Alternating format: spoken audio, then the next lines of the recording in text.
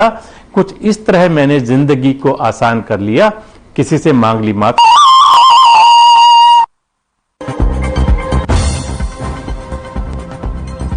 Uttarakhand BJP के प्रदेश प्रभारी दुष्यंत गौतम ने G20 की अध्यक्षता मिलने पर जताई खुशी। पदाधिकारी बैठक में विस्तार पर दी जानकारी।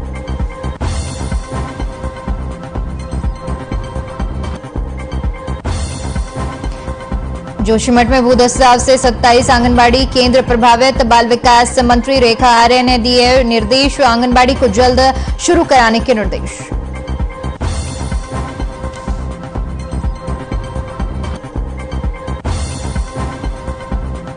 उत्तराखंड में जल्द लागू होगा नकल रोधी कानून। नकल करने पर 10 साल तक का लगेगा बैन। नकल कराने वालों की संपत्ति होगी कुर्क।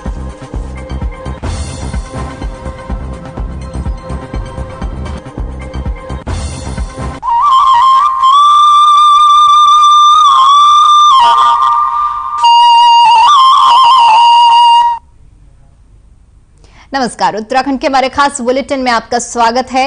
मैं हूं आपके साथ दीपिका ओझा। चलिए बढ़ते खबरों की ओर, लेकिन उससे पहले रुक करते हैं बड़ी खबर का, जो कि देहरादून से सामने आ रही है। आपको बता दें, बीजेपी प्रदेश कार्यकारिणी की बैठक का जो दूसरा दिन है, सीएम समेत कई मंत्री इस बैठक में शामिल होंगे। पूर्व सीएम और वरिष्ठ नेता भी इस बैठक में शामिल होंगे। सरकार के मंत्रियों के कामकाज की इस दौरान बैठक में चर्चा की जाएगी। संगठन के पदाधिकारियों के साथ इस बैठक में चर्चा होगी।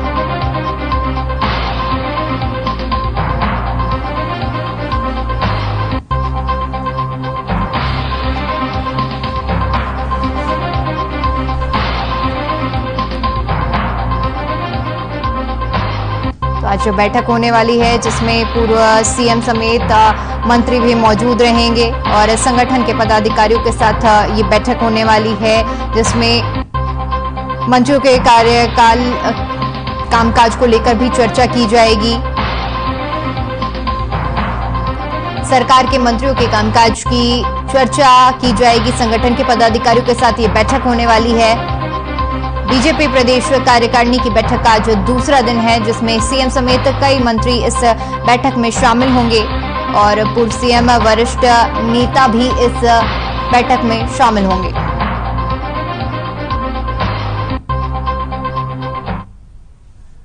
वहीं देहरादून से बड़ी खबर सामने आ रही है। आपको बता दें कि मुआवजे का फॉर्मूला आज तय किया जाएगा। जोशीमठ प्रभावितों के लिए मुआवजे का फॉर्मूला आज तय किया जाना है। सरकार को सिफारिशें कमेटी सौंपेंगी। कमेटी में रिपोर्ट जो सौंपी जा रही है, उसको देखते हुए अंतिम फैसला किया जाएगा। बैठक में जिला प्रशासन ने कई सुझाव भी दिए हैं। तो मुआवजे को लेकर आज फैसला लिया जाएगा। कमेटी की सिफारिश पर जो फॉर्मूले दिए गए हैं, उसके तहत आज अंतिम फैसला कैबिनेट का होगा। बैठक में जिला प्रशासन ने भी सुझाव दिए हैं। मुआवजे का फॉर्मूला आज तय होगा। जोशीमठ भूदस्ताव के प्रभावितों के लिए जो मुआवजा दिया जाना है, उसका फॉर्मूला आज तय किया जाएगा। सरकार को जो कमेटियों ने सिफारिश की है, उसके तहत ये फैसला किया जाएगा।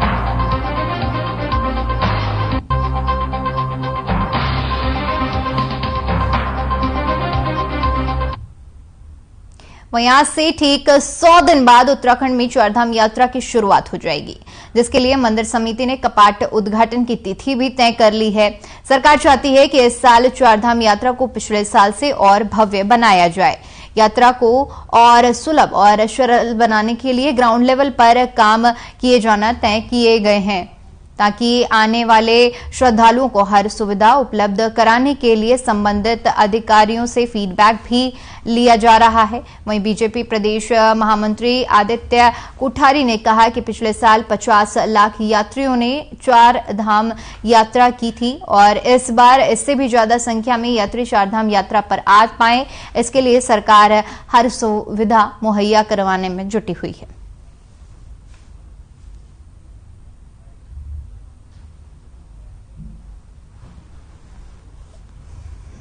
अभी वैश्विक महामारी कोविड के बाद विगत वर्ष भी 50 लाख से अधिक श्रद्धालु चारों धामों की यात्रा की है और इस वर्ष भी हमें उम्मीद है, हम ऐसी अपेक्षा करते हैं कि पिछली बार से, विगत वर्ष से भी अधिक संख्या में श्रद्धालु जो है चारों धामों की यात्रा करने के लिए आएंगे। अभी जो ये 3-1 महीने का जो समय है, इसमें सरकार पूरी तरह से यात्रा की तैयारी के लिए लगी हुई है, जुटी हुई है।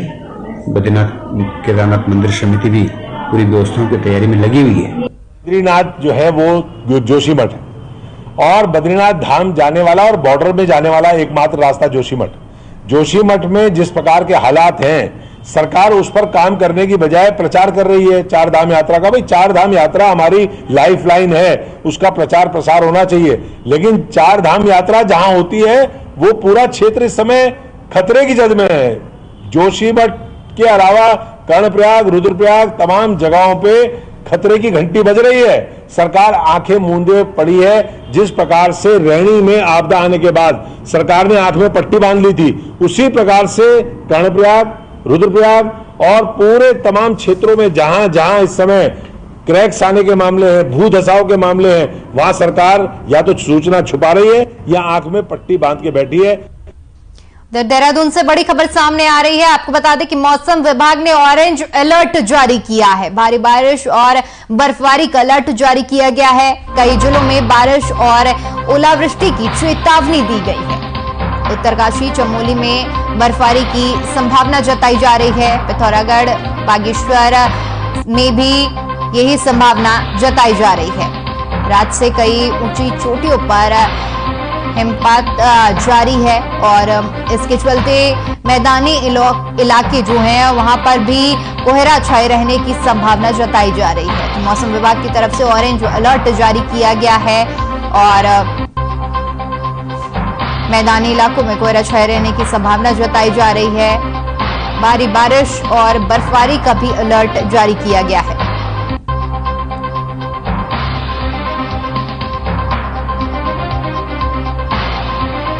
पिथौरागढ़ समेत कई इलाकों में लगातार बारिश और बर्फबारी जारी है। कई जिलों में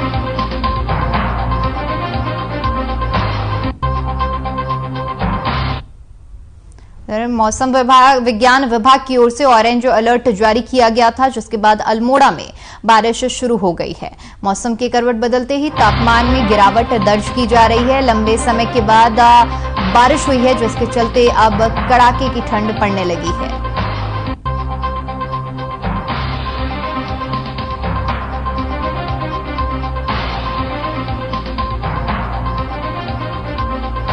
तो देहरादून में पहाड़ों पर हो रही है बर्फबारी। भारत और चीन सीमा तक जाने वाली सड़कें बंद हो गई हैं। बीआरओ बर्फ हटाने का काम कर रही है।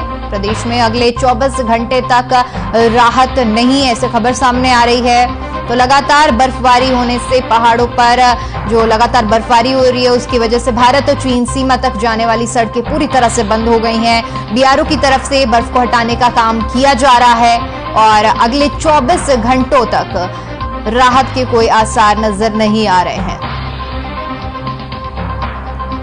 लगातार पहाड़ों पर बर्फबारी से भारत चीन सीमा तक जाने वाली सड़कें बंद हैं। तस्वीरें भी हम आपको दिखा रहे हैं, जिस तरह से बर्फ की चादर पर पूरा रास्ता लपटा हुआ है और बीआरओ रास्ते को साफ करने का काम कर रही है। भारत चीन सीमा तक जाने वाला रास्ता पूरी तरह से बर्फ की जो बर्फ है उसमें बिछ चुकी है।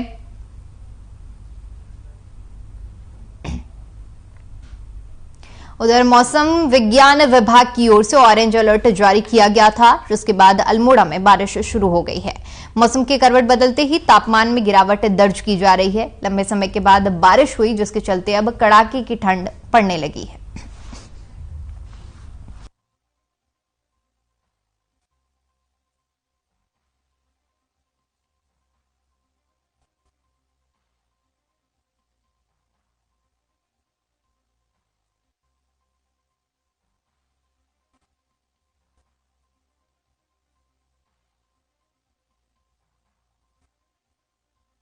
तापमान में एक बार फिर से गिरावट देखने को मिली है। मौसम विभाग की तरफ से ऑरेंज अलर्ट जारी किया गया है। अल्मोड़ा की ये तस्वीरें हैं जहां पर लगातार बारिश हो रही है और मौसम विभाग की तरफ से ऑरेंज अलर्ट जारी किया गया था। इसके बाद ही असर देखने को मिला। अल्मोड़ा में बीती रात से ही बारिश देखने को मिल रही है और लगातार हो रही बारिश के चलते तापमान में गिरावट भी दर्ज की जा रही है। लगातार बारिश की वजह से जहां तापमान गिर रहा है,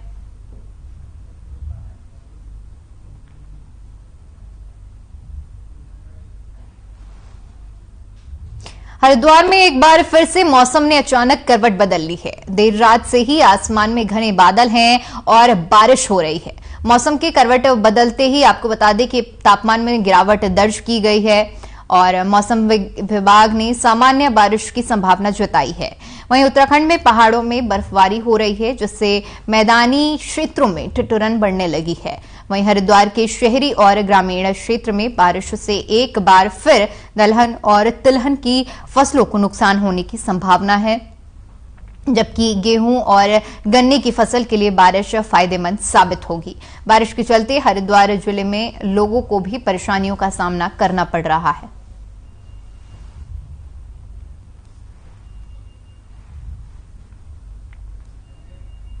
तो मौसम के अचानक से बदलने की वजह से तापमान में गिरावट दर्ज करी जा रही है।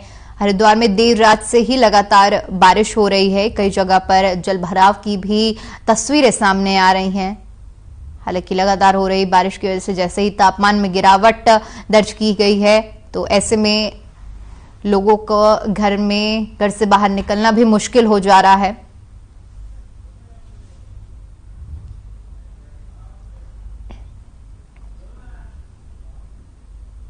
चलिए खबरों में आगे बढ़ते हैं और बात करते हैं रुड़की की, जहां तालाब की मिट्टी बेचने को लेकर भगवानपुर चंदनपुर गांव की ग्रामीणों ने प्रदर्शन किया। ग्रामीणों का आरोप है कि तालाब से अतिक्रमण हटाए बगैर ही तालाब की मिट्टी खोदकर बेची जा रही है और शमशान घाट की भूमि को खोदकर भी तालाब से मिला दिया गया है। आपको बता दें कि भगवानपुर चंदनपुर में गांव किनारे स्थित तालाब का सौंदर्यीकरण किया जा रहा है, जिसका ठेका गांव के ही एक युवक को मिला है। ग्रामीणों का आरोप है कि पैकलैंड मशीन से तालाब की मिट्टी खोदकर अपनी भूमि का भराव कर रहे लोगों को लाखों रुपए में बेची जा रही है। ग्रामीणों का आरोप है कि तालाब की साइड बनाए बगैर ही मिट्टी को बेच दिया गया। ग्रामीणों ने मामले को लेकर प्रदर्शन किया और कहा कि मामले की जानकारी सीएम पोर्टल, एसडीएम और डीएम को दे दी गई है, लेकिन मामले में अभी तक कोई कार्रवाई नहीं की गई। ग्रामीणों का कहना है कि अगर जल्द ही मामले पर कोई कार्रवाई नहीं की जाती है तो वह हाईकोर्ट का दरवाजा खटखटाने को मजबूर होंगे।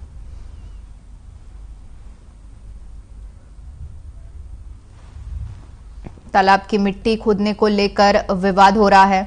इसमें सर एक तो ये जोड़ का रकबा कम हो रहा है, यहाँ पे ये पुराना चाहिए, शमशान घाट का रकबा पुराना चाहिए। और जिस तरीके से आपको भी दिख रहा होगा, लगभग मलबे के साथ में 3 फीट मिट्टी उठ रखी और ये मतलब इसका राजस्व विभाग को बहुत नुकसान हो रहा, लाखों रुपए का। इस पे एसडीएम साहब को ध्यान देना चाहिए। ये जो ऑनलाइन आता है 19.5 बीघे समथिंग आता है और वैसे जो बता रहे हैं 11 बीघे के लगभग बता रहे हैं, लेकिन अगर आप जोड़ के नाम से जो भी सर्च करोगे तो वो 385 नंबर में 19.5 बीघे आएगा।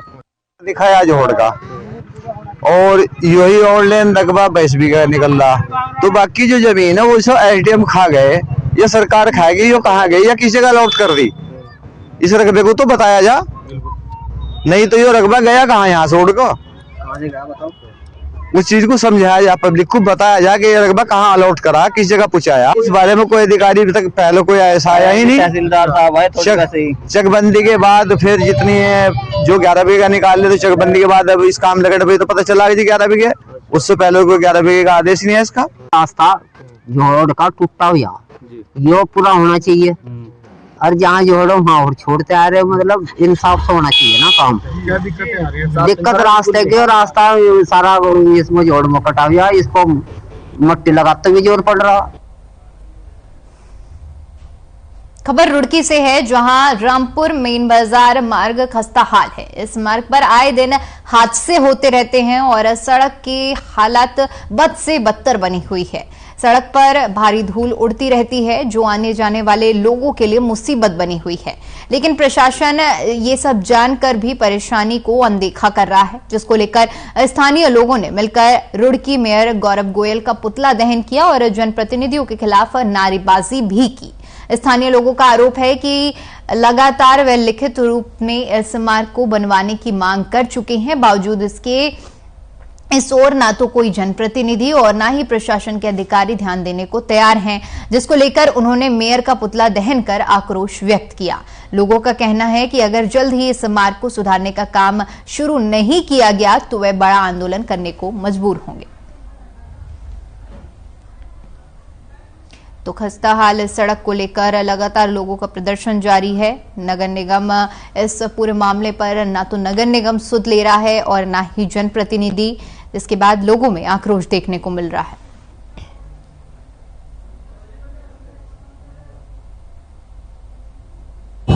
और मांग हमारी है कि हम लगभग 4-5 साल से पीड़ित है इस रोड को लेकर। आए दिन यहाँ एक्सीडेंट, आए दिन यहाँ ऐसी जो है किसी का ना किसी का हाथ पैर टूटना और एक फुट के गड्ढे हैं इसमें। और ये देखो आप रिक्शा स्टैंड से लेकर रामपुर चिंतन के कम से कम भी यहाँ से 50-60 शोरूम होंगे, जो बेचारे अपना सामान बाहर भी नहीं रखते जल्दी से।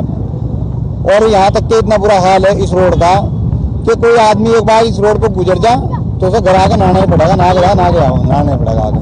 मांग हमारी है कि ये रोड नहीं बन पा रहा, इसमें गड्ढे हो रहे हैं काफी सालों से।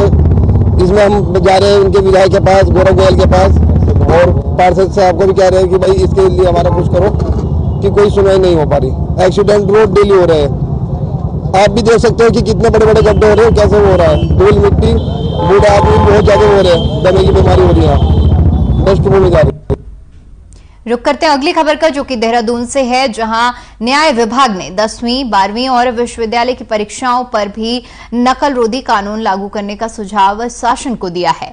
सुझाव लागू हुए तो यह देश का सबसे सख्त नकल रोधी कानून होगा।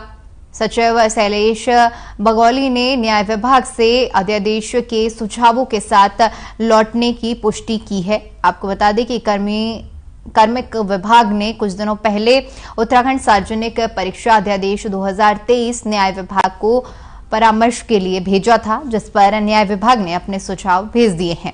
अब अध्यादेश के ड्राफ्ट में जरूरी सुझाव को शामिल करते हुए उसे दोबारा न्याय विभाग और उसके बाद विधि विभाग को भेजा जाएगा। इसके बाद यह अध्यादेश कैबिनेट की बैठक में लाया जाएगा। सीएम का कहना है कि हम नकल रोधी अध्यादेश लेकर जल्द ला रहे हैं और उसमें कठोर प्रावधान होंगे। नकल कराने और करने वाले को 10 साल की सजा होगी। कोई अभ्यर्थी संलिप्त पाया जाएगा तो अगले 10 साल तक वह परीक्षा में भाग नहीं ले पाएगा। साथ ही नकल कराने वाले की संपत्ति कुर्क की जाएगी।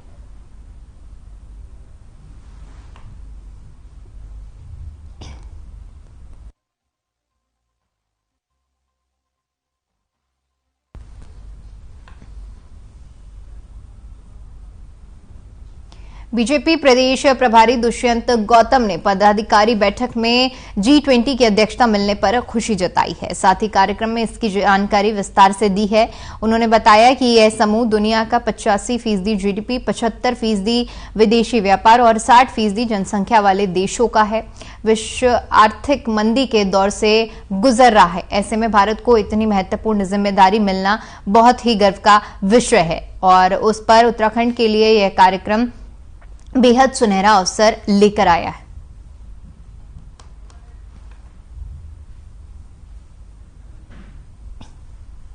G20 है, वो सशक्तिकरण है, मन की बात है, एक भारत श्रेष्ठ भारत है। ऐसे अनेकों ने कार्यक्रम केंद्र के द्वारा चल रहे हैं। उनका काफी हद तक उत्तराखंड आगे चल रहा है, उसके अंदर और भी अच्छा किया जा सकता है। लेकिन एक आज खुशी की बात है कि सऊदी अरब अमीरात ने पाकिस्तान को डांट लगाई है कि वो अपनी हद में रहे। कश्मीर भारत का अभिन्न अंग है, उसको छेड़छाड़ नहीं करे। या निर्धारित हो गया है उन लोगों के लिए। विश्व में बैठे हुए अनेक देश हमें उल्टा सीधा पाठ पढ़ाने की बात करते हैं। वे देश में रहने वाले अनेकों लोग बार ये कहते हैं कि पाकिस्तान से चर्चा करनी चाहिए कश्मीर पर। उधर जोशीमठ में भूदसाव के चलते 27 आंगनबाड़ी केंद्र प्रभावित हुए हैं।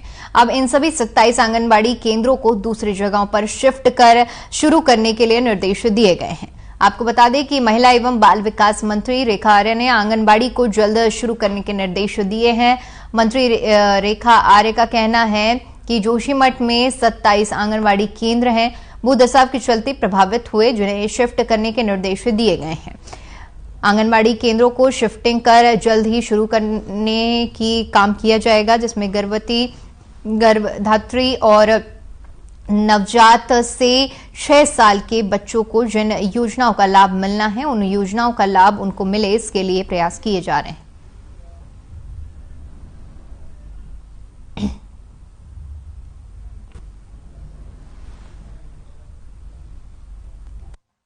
और इन 27 आंगनबाड़ी केंद्रों का अपना कोई भवन नहीं था, वो या तो सरकारी संस्थाओं में या तो विद्यालयों में, पंचायत घरों में अथवा जो है किराए के भवन में, तीनों व्यवस्थाओं में संचालित थे। इससे जुड़े हमारी जो महिलाएं थी, गर्भधात्री हो या गर्भवती महिला हो अथवा हमारे 0 माह से लेके हमारे 6 वर्ष तक के बच्चे हों, लगभग इन सबकी संख्या लगभग 154 जो है ये संख्या निकल कर आई है। और विभाग की ओर से जिला कार्यक्रम अधिकारी को ये स्पष्ट निर्देश दिए गए हैं कि जो आंगनबाड़ी केंद्र जिस प्रकार से पूर्व में संचालित थे, अब विस्थापित के साथ में उसका दूसरी जगह संचालन कराना जो है वो सुनिश्चित करे, ताकि गर्भवती महिलाओं को हो अथवा हमारे 0 माह से लेकर हमारे 6 वर्ष तक के बच्चे हों, उनको मिल रही जो सरकार की सहायता है।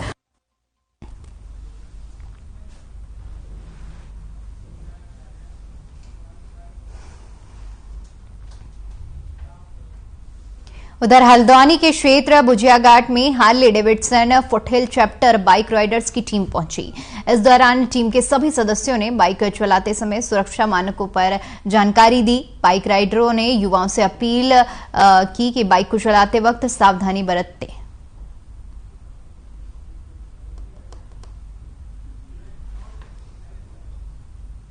तो बाइक राइडर्स की टीम हल्द्वानी पहुंची, जहां सुरक्षा मानकों की युवाओं को जानकारी दी गई। इस दौरान बाइक राइडर्स ने सभी युवाओं को बाइक चलाते वक्त जो सावधानियां बरतनी चाहिए उसके बारे में जानकारी दी और लोगों को जागरूक किया।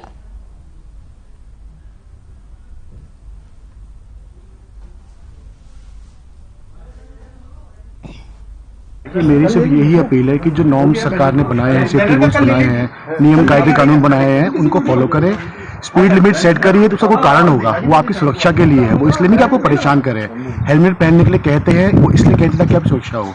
जान से बढ़कर कुछ नहीं है, कितनी महंगी बाइक हो, कितनी महंगी गाड़ी हो, जान से ऊपर कुछ नहीं है।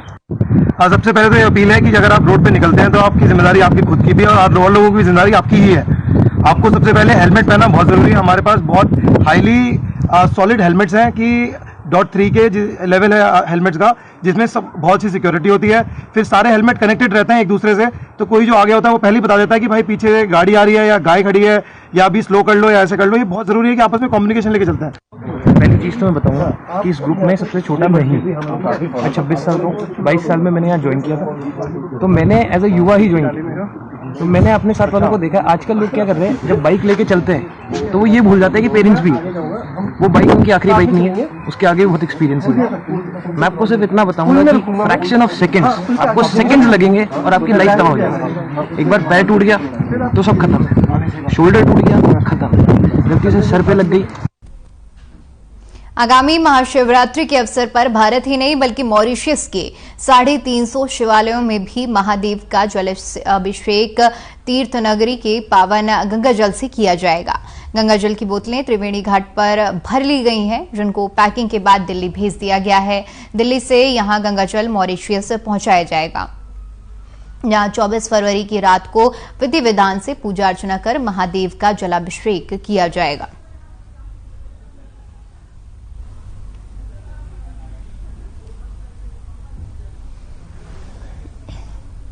तो मॉरिशस में जो शिवालय हैं वहां पर हरिद्वार की जो गंगा जल है उससे जलाभिषेक किया जाएगा।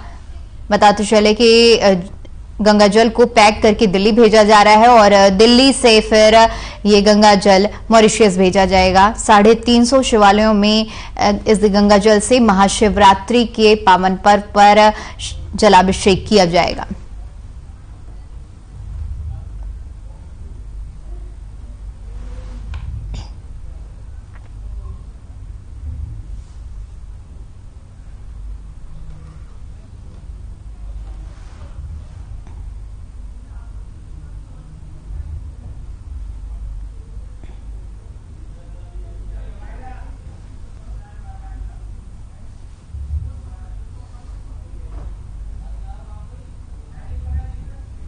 तो मॉरिशस के शिवालयों पर गंगाजल से जलाभिषेक होगा और जिसके लिए हरिद्वार से गंगाजल की बोतलें पैक करके दिल्ली भेजी गई हैं और दिल्ली से ये गंगाजल मॉरिशस भेजा जाएगा।